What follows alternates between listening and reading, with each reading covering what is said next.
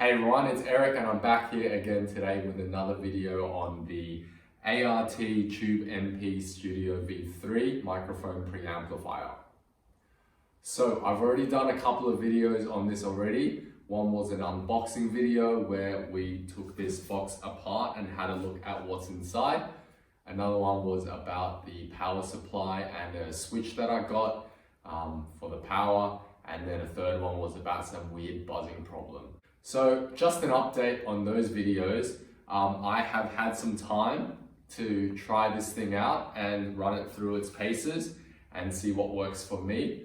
I've also, as I said in my previous videos, gone ahead and bought a switch so I can easily turn the unit on and off and start warming up the tubes.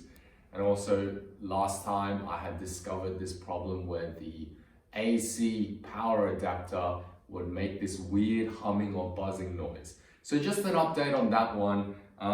Ever since that night, the very first time I used it, where that problem occurred, I haven't had that problem anymore. So I think what was going on there was to do with the fact that I was using an unbalanced cable as the output of this preamplifier.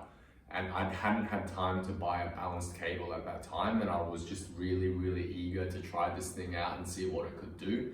So I hooked it up with an unbalanced cable going into my audio interface, and that might be what caused the humming. Or it could be that I was really running this thing hard. I mean, I left it on for a few hours and was really driving the tube, so that could have been something to do with it as well. But whatever the reason, I haven't had that buzzing problem anymore. Now, I've since gone out and gotten myself a balanced cable, to be precise, and a female XLR cable to a male balanced 1/4 inch TRS, so that the female XLR will come out from this preamplifier and the male TRS will go into my audio interface. And ever since then, I haven't had any problem with the adapter buzzing or any other issue. Also, I've been enjoying using that DC rocker switch to turn on and off my unit. It really saves me a lot of time from plugging this thing in and out every time I want to use it. And I'm sure it will also save this connector a lot of wear and tear. So now on to the business side of things. How does this thing sound? Well, it took me some time to work out what really worked for my voice, and that really involved trying different settings on the input.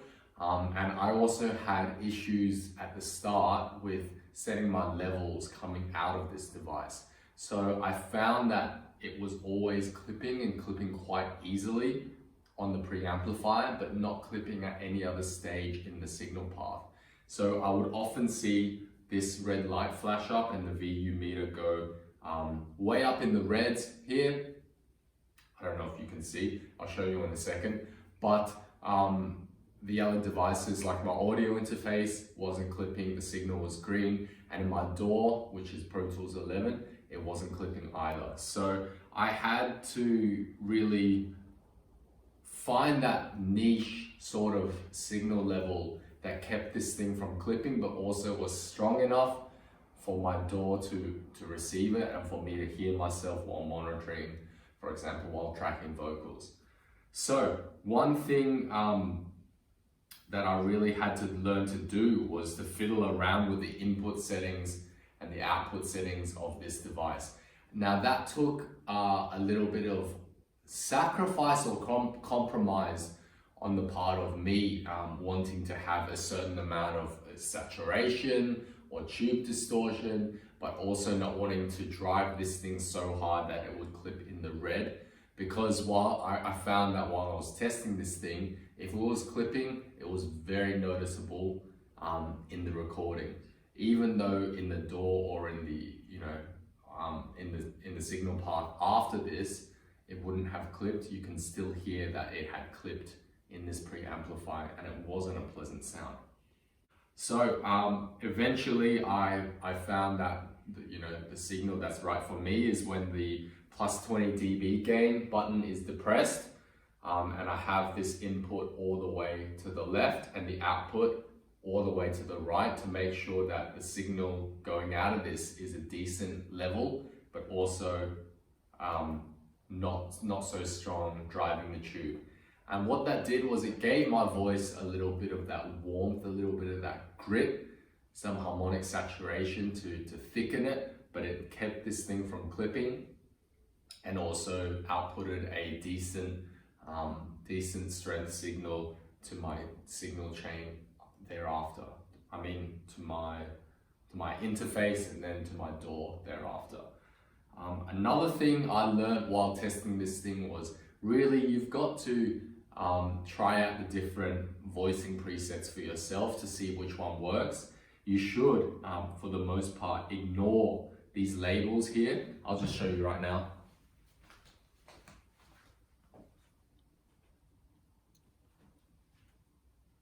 So these voicings, they've got all these labels like electric guitar, vocal, piano, bass, acoustic guitar, percussion, etc.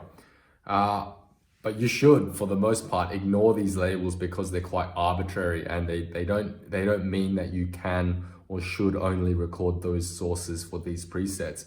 In fact, I found that the electric guitar warm voicing is the best for my voice.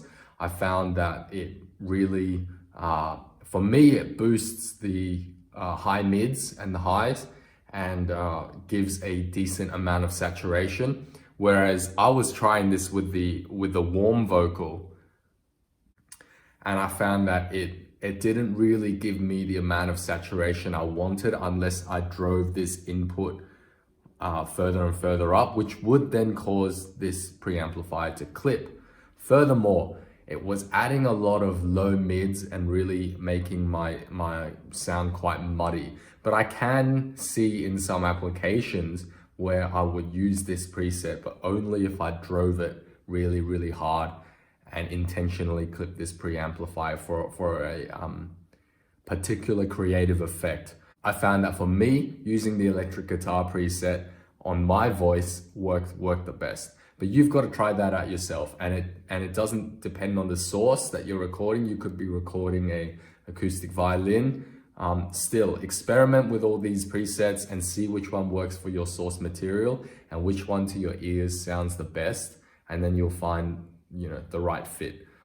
One other thing I should say about this is, as far as I can tell, the input knob and perhaps the output knob as well are dependent on the presets that you use. For example, it doesn't take that much input drive on this preamplifier on the warm electric guitar preset to get the drive that I want compared to the warm vocal. So it would take more of the input drive on the warm vocal preset to get the amount of desired saturation for me than it would if I was using the electric guitar preset. So keep that in mind when you're experimenting with different presets. You might not want to leave the input at a certain fixed point while you're moving this voicing knob around. So just be aware of that. Okay, so that's pretty much it for today. Later on, I'll be uploading a video where I show you guys what the different preset voicings sound like at different levels of drive. So stay tuned for that.